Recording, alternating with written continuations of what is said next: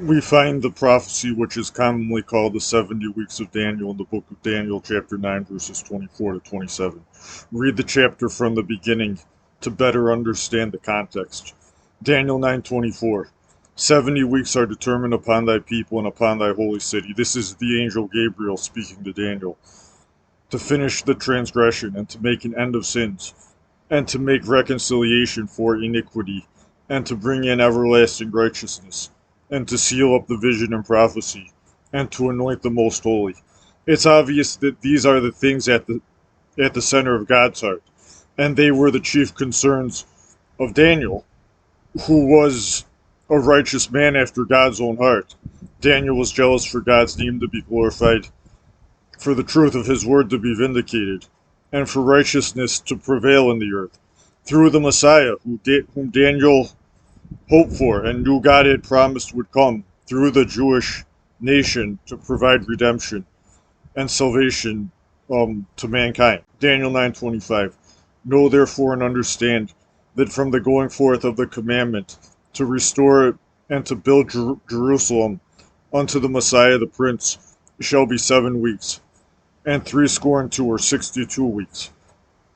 The street shall be built again, and the wall, even in troublous times. A week in this context is a period of 7 years. This is generally acknowledged.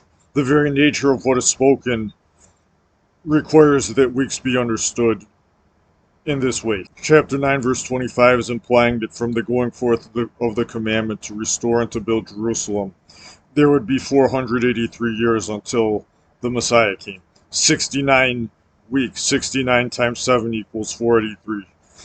This would be a period of 49 years, the first 7 weeks, a period of 49 years of rebuilding Jerusalem, from which afterwards the city would not be destroyed until after the Messiah had come, even in the many tumultuous times that Jerusalem went through over that 483-year period. After the city was fully rebuilt over 49 years, the course of 49 years, there would be 444 more years until the Messiah. It is clear that there will be 483 straight years until the Messiah from the commandment to restore and build Jerusalem. A big question is which commandment to rebuild Jerusalem is 925 referring to? If it is referring to the Edict of Cyrus or the Decree of Cyrus, the Persian king who conquered Babylon in 539 and gave the decree the same year, and this is recorded in 2 Chronicles 36 and Ezra chapter 1, then that would mean the Messiah would have to appear about 55 BC. Anyone who wants to claim then that Daniel 9:25 is referring to Cyrus's decree has to have a Messiah who was known publicly in the 50s BC. Cyrus's decree concerned the rebuilding of the temple in Judah and the permission to do this. It wasn't really about rebuilding the city in general. The same could be said of Darius I's decree, which is recorded in Ezra chapter 6. It was really an affirmation of what King Cyrus had commanded after the temple's building had been interfered with, and you can read about that earlier in Ezra. The decree that Darius I gave was given early in his reign, since we see in Ezra chapter 6 that the temple was finished in the 6th year of Darius's reign. Darius I's reign began in 522 BC. If this were the decree spoken of in Daniel 9:25, then that would put the Messiah's arrival on the scene in the 30s BC. This decree then in 925 must refer to either the letter to Ezra by the Persian king Artaxerxes I, also known as Artaxerxes Longimanus. This letter is recorded in Ezra chapter 7, and it was given to Ezra in the 7th year of Artaxerxes' reign. It could also refer to the same king sending Nehemiah to rebuild the walls of Jerusalem in the 20th year of his reign, which is recorded in Nehemiah chapter 2. Artaxerxes' reign began in 465 BC. So this would make his decree to Ezra to have occurred in about 457 BC, and the one to Nehemiah in 444 BC. Even though the second decree, the one to Nehemiah, is more directly about the building of Jerusalem, I think that the building of Jerusalem is also implied um, in Ezra chapter 7. In Nehemiah chapter 2, Nehemiah's distress that the city lays waste. Um, it really seems that Nehemiah believed that this was not according to the king's plan. So to say, and if you read Ezra chapter 7, it I think there's some things said there which imply that there was help from the king that was beyond just building the temple and offering the temple sacrifices. So to say that the building of Jerusalem is implied in the Ezra 7 decree does not seem like a stretch as you carefully read that chapter. So if we take the decree of Ezra chapter 7 that was given in 457 BC and we add 483 years to that, then that takes us to 8026 or maybe 8027, when it is reasonable to believe that Jesus appeared on the public scene and was publicly declared the Messiah at his baptism by John the Baptist. If we were to go with the second decree, the one given to Nehemiah in 444 BC, then that would put Jesus' baptism at 8039 or 8040. Given the Second Temple's destruction in 8070 and God's common use of periods of 40 involving testing, it makes perfect sense to me that Jesus would have been born in 5 BC. Understand that the historians who tried to place a date on his birth in dividing time, they they were probably off, and they were probably a little too late in estimating when Christ's birth took place. I'm saying what makes sense based upon Daniel's prophecy and what we know of history. Jesus is born in 5 BC. He's baptized at age 30 in 8026, 483 years after Artaxerxes' decree. That's recorded in his letter to Ezra in Ezra chapter 7. Jesus is then crucified after a 3.5 year public ministry at age 33. And so this happens in 8030, and then the temple was destroyed 40 years later in 8070 after the Jewish nation had 40 years to get in line with its rightful king. Moving on to Daniel 9:26. And after 62 weeks shall Messiah be cut off, but not for himself. And the people of the prince that shall come shall destroy the city and the sanctuary, and the end thereof shall be with a flood, and unto the end of the war desolations are determined. After, but not necessarily immediately after the 483-year period ends, the Messiah would clearly be rejected and suffer the death penalty, but not due to his own guilt. If you refer back to Daniel chapter 2 and Daniel chapter 7, and probably other places in Daniel, it is clear enough that the last great world empire is in some measure a revival of the world empire the great world empire which came before that, the fourth kingdom, spoken of in Daniel chapter 2. When I say the last great world empire which came before that, I mean the five that are spoken of through the statue that Nebuchadnezzar saw in its dream in Daniel chapter 2. The fourth kingdom there has clearly been revealed to be the Roman Empire. I'm not saying I know this with utter certainty, but in explaining this passage the best I can, since I was asked to do so, it makes sense that the prince that shall come is the Antichrist, who is in some way a product of the Roman Empire, at the very least because his kingdom is in some form a revival of the Roman Empire in some way. We know that the Romans destroyed Jerusalem in 8070. So even if the prince that shall come is an Antichrist figure to yet come afterwards, which I'm not saying for sure, but I believe so, and I'll get more into the reason why I believe that. it would still be appropriate to refer to the Romans of the Roman Empire as the people of the prince that shall come. The Romans surely did destroy the city and the sanctuary, that is, Jerusalem and its temple. Though to my knowledge, neither Josephus nor any other historian, and Josephus is the Jewish historian who wrote the most about the Jewish-Roman wars and the siege on Jerusalem by the Romans, and the destruction of the temple and the other calamities that befell the Jews at this time. Though to my knowledge, neither Josephus nor any other historian recorded an actual major flood involved in the destruction of Jerusalem in terms of a flood of water. Calamities happened to the Jews at this time in great numbers and with great severity. And so to speak of multiple and or exceedingly great calamities as a flood is indeed something which the inspired writers of the Bible frequently did, in a direct way as well as many times in indirect ways.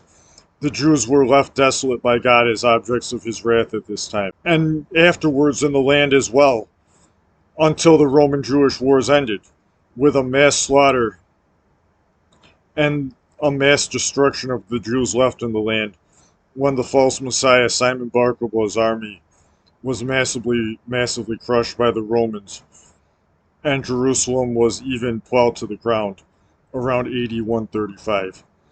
Daniel 9:27. And he shall confirm the covenant with many for 1 week, and in the midst of the week he shall cause the sacrifice and the oblation or offering to cease, and for the overspreading of abominations he shall make it desolate, even until the consummation, and that determined shall be poured upon the desolate.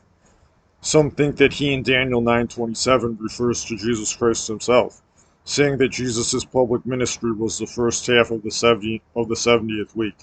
They say Jesus broke the old covenant and initiated the new covenant by his death after 3.5 years of public ministry. I think there are a lot of problems with that view. And I won't say all of those, but I'll say Jesus sure did not cause the sacrifice and the oblation to cease immediately after his death. See our study on the era of Judaizing, and the study about thoughts on the Sabbath, the Lord's Day, and Judaizing. God slowly removed Christians from partaking in temple worship, first through the events related to Cornelius and the Acts 15 council, whereby he removed the requirement that Gentile Christians be circumcised and convert to Judaism, and later by removing the Jewish Christians from temple worship when they fled Rome during the Roman siege. And that's its own incredible story. And through the destruction of the temple itself. But it's clear in the Bible that there was indeed a time when, for some people, being a faithful Christian involved practicing Judaism, with a renewed perspective and deeper understanding of the why behind the Jewish rituals. Meaning, when I say Jewish rituals, I mean the ones prescribed in the Law of Moses, not the man-made ones that Jesus rebuked, and which have got worse until this day. The Mosaic rituals were always to be done out of a living faith towards God. They were never intended as a means of justification in themselves, though many Jews wrongly took them that way throughout time. And that's a key reason why many miss Jesus Christ, whom these rituals pointed to. And to do the rituals when God has told you to stop them, like he has told us now, is to take them as a means of justification. And that's what the Judaizers do, though they typically don't admit to this. And that's a sure way to end up in hell. Judaizing is a serious thing. But I'm just saying, in the first century, there was a time when Christians with a renewed perspective performed the Mosaic rituals as faithful Christians. So to say that Jesus caused sacrifice and the oblation to cease by his death, as if that were some like immediate thing, is not true. I see evidence in Revelation of a rebuilt temple near the end of the age, and a 3.5 year tribulation period, which is preceded by a 3.5 year period of false misleading peace. I believe that this describes Daniel's 70th week, as is spoken of in Daniel 9:27. In a sense, this abomination of desolation happened between Daniel and Jesus' time with the Syrian king Antiochus Epiphanes in the 2nd century BC. To say Antiochus Epiphanes was a type, a precursor, and a forerunner of this prince spoken of in Daniel 9:27 seems obvious. Antiochus Epiphanes indeed took away the daily temple sacrifice and offered a pig to the Greek god Zeus in the temple at Jerusalem, I mean. The Apostle Paul spoke of someone of this nature yet coming in 2 Thessalonians chapter 2, and this was well after Antiochus Epiphanes had died.